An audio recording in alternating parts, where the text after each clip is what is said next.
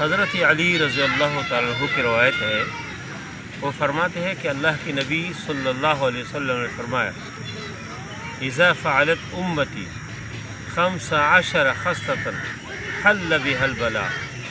فرمایا کہ جب میری امتی 15 کام کرے، 15 چیزیں اس میں آ جائے، 15 خرابی اس میں آ جائے، تو ان کے اوپر بلائے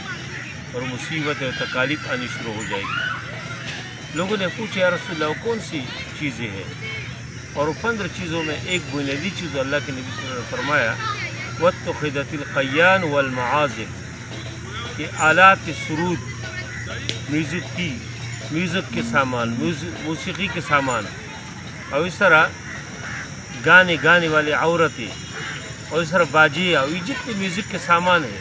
ان چیزوں کا اللہ کے نبی صلی اللہ علیہ وسلم نے تذکرہ کیا کہ جب یہ میری امت کے اندر آ جائے تو اللہ تعالیٰ اس کے اوپر مصیبتیں بھیجیں گے، اللہ عذاب کے مختلف شکل کو بھیجیں گے۔ اور ایک اور روایت میں ہے کہ وہ عذاب کی شکل کیا ہے، وہ مسخ کی شکل میں،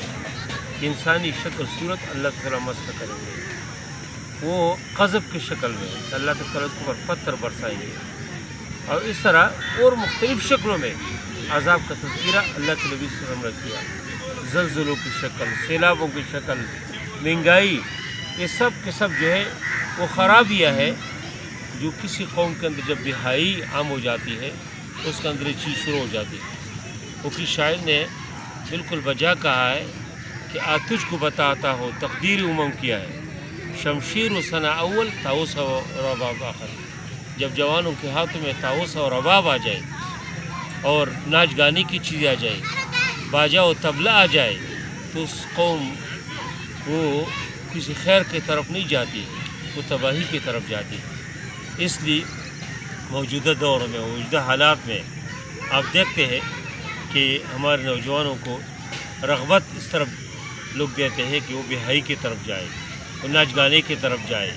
وہ خراب مجالس کی طرف جائے، ان کے ہاتھوں میں قلم اور کاغذ کے بجائے یا غیرت کی چیزوں کے بجائے ان کے ہاتھ میں میوزک کے سامان ہو، موسیقی کی چیزیں ہو، جو کسی قوم کی تباہی کی چیزیں ہیں۔ اللہ کے نبی صلی اللہ علیہ وسلم نے بھی فرمایا کہ مجھے اللہ نے بھیجا اس لیے ہے تاکہ میں میوزک کی جتنی چیز کو توڑ دوں، اس کو توڑنے کے لیے اور جاہلیت کے تمام چیزوں کو، رسموں کو ختم کرنے کے لیے اللہ نے مجھے بھیجا ہے۔ اس لیے ہمیں کوشش کرنا چاہیے کہ ہمارے بچے، ہمارے نوجوان، ہمارے جو